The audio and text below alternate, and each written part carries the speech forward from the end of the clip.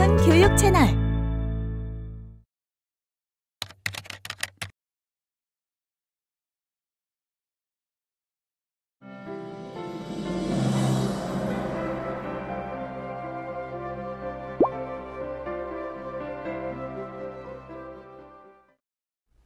안녕하십니까. 강사 임성관입니다. 1강 독서능력 확장 연수 전에 먼저 주의사항을 이야기 드리겠습니다. 본 연수에서는 독서를 활용한 다양한 분야를 다룰 예정인데요. 그 가운데 독서 클리닉과 독서 치료는 다른 분야에 비해서 보다 전문성을 요합니다. 물론 독서 클리닉은 학습장애의 한 축인 읽기장애를 대상으로 하기 때문에 학교의 선생님들과 매우 큰 관련이 있다고 이야기를 할 수가 있습니다. 왜냐하면 선생님들은 학교에서 학생들의 학습을 담당하는 전문가이십니다. 따라서 대학을 다니실 때 분명 관련 내용을 수강하신 경력이 있을 것입니다. 특히 특수교육을 하신 분들은 학습장애 영역을 포괄적으로 다루시기 때문에 무관하지 않다라고 이야기를 할 수가 있겠습니다. 다만 학습장애는 읽기장애의 한 축이기 때문에 그것을 진단하고 치료하기 위해서는 의사들의 도움이 필수적일 수 있습니다.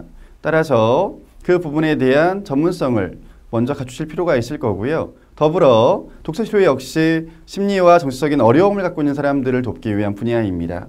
따라서 전문 치료사들의 영역이라고 이야기를 할 수가 있는데 다만 독서치료는 발달적, 임상적 치료로 구분을 지을 수가 있습니다. 그 중에서 발달적인 치료는 일반인들의 성장이라든가 발달, 적응을 돕는 데 초점을 맞추고 있습니다. 따라서 학교에 다니고 있는 학생들의 발달, 성장, 적응을 돕는 데 다룰 수 있는 영역이라고 이야기를 할 수가 있습니다. 이 부분은 선생님들이 적정 연수를 받으시거나 적정 자격을 득하시면 충분히 다룰 수가 있는 부분이라고 이야기를 할 수 있습니다. 다만 후자의 경우는 장애가 있거나 심각한 문제가 있는 사람들, 그들을 다루는 거기 때문에 선생님들 혼자만의 힘으로는 한계가 있다라고 이야기를 할 수가 있습니다. 따라서 만약 그런 아이들이 보이신다면 그때에는 전문가의 도움을 먼저 받으실 필요가 있겠습니다. 그럼 본 연수를 시작하도록 하겠습니다. 자, 오늘부터 저와 30강에 걸쳐서 독서에 대한 연수를 듣게 되셨는데요. 먼저 간단하게 전반적인 내용에 대한 설명을 드리고 그런 뒤에 1강을 시작하겠습니다. 자, 저희 연수는 독서를 활용한 제반 분야에 대해서 다루는 그런 연수가 되겠습니다. 여러 가지 영역이 있는데요. 그 중에서 독서를 활용한 상담, 그리고 코칭, 그리고 클리닉, 그리고 치료에 이르기까지 총 4개의 분야를 다루려고 계획을 세웠습니다. 자, 그 중에서 오늘은 첫 시간이어서 그 시대의 변화에 따른 영역의 확장에 대해서 이야기를 드리려고 준비를 했습니다. 자, 아시다시피 모든 분야가 다 시대의 발전에 따라서 확장이 되고 있지 않습니까? 그에 따라서 독서 분야도 영역이 점점 넓어지고 있는 중인데요. 그 부분에 대해서 오늘은 이야기를 나눌까 합니다. 자, 먼저 패러다임이라고 하는 말에 대한 설명을 드리려고 준비를 했는데 보시면 이 용어는 과학 분야에서 처음 나온 것이라고 이야기를 합니다. 이 용어에 대한 말씀을 처음 하신 분은 토마스 쿤이라고 하는 분인데요. 원래 의미는 일정한 시기에 나오는 현상들, 성격들, 이런 부분에 대해서 종합적으로 이야기하는 단어라고 설명을 하고 있습니다. 그리스어라고도 이야기를 하고 있고요. 저는 근데 이 용어를 좀 쉽게 설명을 드리기 위해서 창문이라고 하는 비유를 많이 드리는 편입니다. 즉, 내가 바라보는 창문, 또 거기로 보이는 풍경, 그렇게 이야기를 하면 쉽게 설명을 할 수가 있겠는데 한 사람이 보는 관점이 있을 테고 그 다음에 한 가족, 한 사회가 바라보는 관점이 있을 겁니다.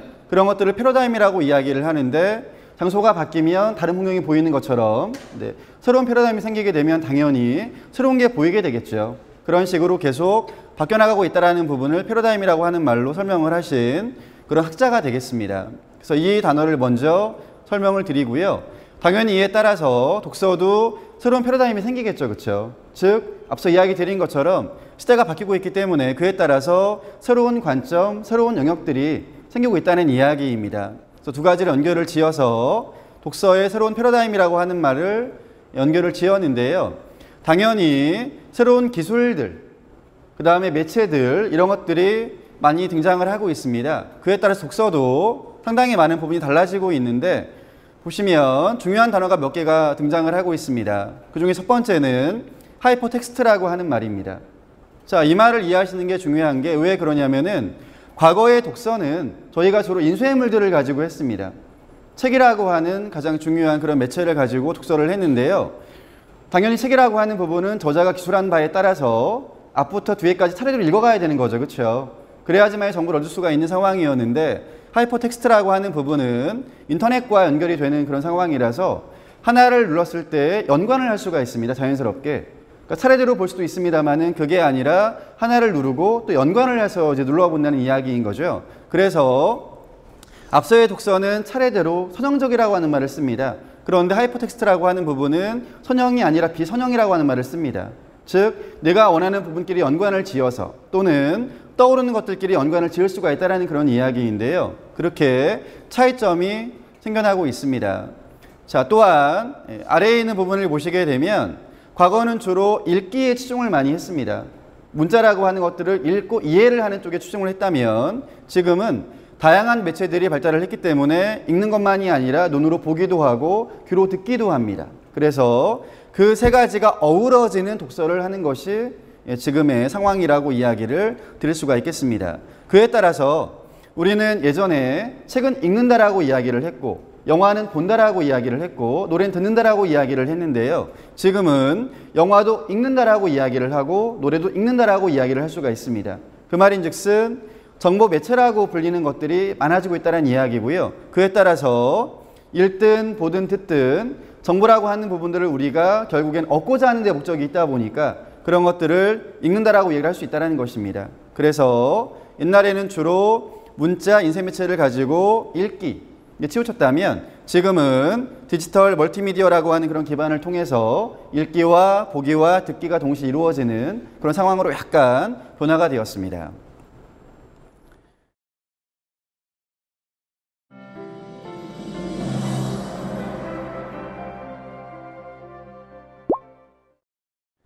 자, 이어서 자연스러운 변화에 따라 가지고 독서에 대한 분야도 점점 확장이 되고 있는 중인데요. 보시다시피 크게 6가지로 구분을 지을 수가 있겠습니다. 먼저 큰 주제들을 이야기를 드리면은요. 독서 교육이라고 하는 분야가 있고요. 그 다음에 독서 지도라고 하는 분야가 있습니다. 세 번째로 독서 상담이라고 하는 분야가 있고 이어서 코칭이라고 하는 분야가 있습니다. 그리고 마지막으로는 클리닉, 치료까지 총 6개의 분야로 지금 확장이 되어져 있고 각각 다른 분야로 연구가 되어져 있는 그런 상황인데요. 각각의 분야를 간단하게 설명을 드리도록 하겠습니다. 자, 먼저 독서 교육을 이야기를 드리면 선생님들이 아마 가장 많이 쓰고 계시는 단어가 아닐까라고 생각이 들고 또 학교 현장에서도 가장 많이 실행이 되고 있는 방법이라고 생각이 듭니다. 즉, 교육이라고 하는 단어가 붙어있기 때문에 당연히 학교 상황을 우리는 염두에 둘 수가 있겠는데요. 독서라고 하는 부분을 여러 가지 목적으로 우리는 하고 있습니다만은 가장 중요한 측면이 바로 교육적인 측면이라는 그런 의미가 되겠습니다. 그래서 한 사람에게 필요한 다양한 측면들을 독서를 통해서 알려준다, 가르친다, 배우게끔 한다라는 그런 의미가 담겨져 있는 게 바로 독서 교육이라고 하는 용어가 되겠습니다. 예를 들면 학교에서 1년에 걸쳐서 독서 교육 계획을 세우시고 그런 다음에 실행을 하고 있는 그런 모습들을 많이 볼 수가 있는데요. 대표적으로 도서관을 기반으로 해서 독서 퀴즈 대회라든가 독서록을 쓴다라든가 뭐 신문을 발행한다든가 등등 이런 것들이 다 독서 교육의 범주에 들어가는 활동이 되겠습니다. 그 다음 이어서 독서 지도라고 하는 분야가 나와 있는데요. 독서 지도와 독서 교육은 사실 같은 틀로 묶을 수가 있는데 독서 교육이 훨씬 더 큰 범주가 되겠습니다. 독서 지도는 그 안에 들어가 있는 개념이기도 한데 구분을 짓자면 독서 지도는 독서 교육을 행하기 위한 방법론이라고 이야기를 할 수가 있겠습니다. 즉, 앞서 제가 몇 가지 예를 들어드렸죠. 독서 교육을 위한 하나의 방법으로 퀴즈를 한다, 독서록을 써오라고 이야기를 한다 라든가 등등의 것들을 할 수가 있는데요. 그런 것들은 하나의 방법론이 되겠습니다. 뭐 예를 들면 NI라고 하는 것도 있고요.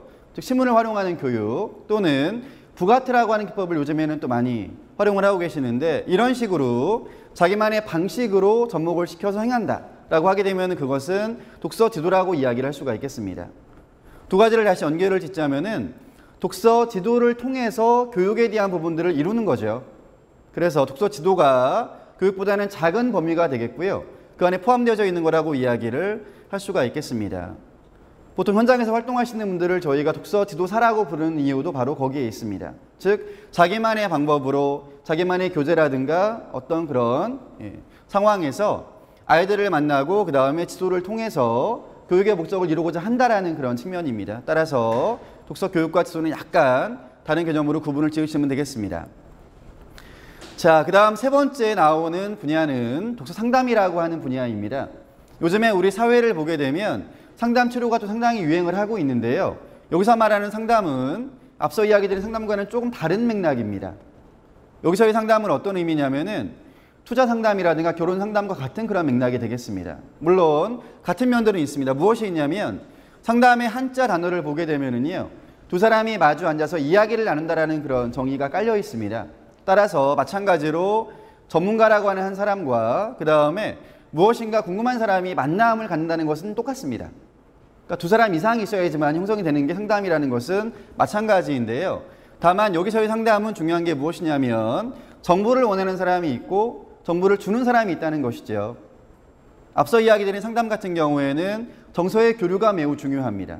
하지만 여기서는 정서의 교류보다는 전문적인 지식과 정보가 굉장히 중요하다는 그런 이야기입니다. 자, 그런데 앞에 독서라고 하는 말이 담겨져 있습니다. 따라서 독서에 대해서 물어보고 답을 해주는 그런 만남이라고 이야기를 하면 쉬울 것 같습니다. 자, 그럼 주로 무엇을 물어보느냐? 독서 습관에 대한 부분, 흥미에 대한 부분, 독후 활동에 대한 부분 등등 여러 가지 영역이 있는데요. 그런 것들을 물어보는 사람이 있고 그 다음에 답을 하는 사람이 있습니다. 자, 예를 들어서 선생님들께서 만약에 학부모님을 만나셨고요. 그런 다음에 이제 그분들께서 나에게 독서에 대해서 뭔가를 물어보신다. 그러면 그분들이 내담자가 되는 것이고 내가 전문가가 되는 것이죠. 그렇죠? 그랬을 때 내가 알고 있는 지식과 정보로 그들에게 내용을 알려주게 되면 그게 상담이 되겠습니다.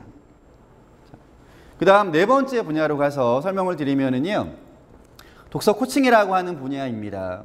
코칭은 별도의 상담 치료 영역에도 다루어지고 있는 그런 장르가 되겠는데요.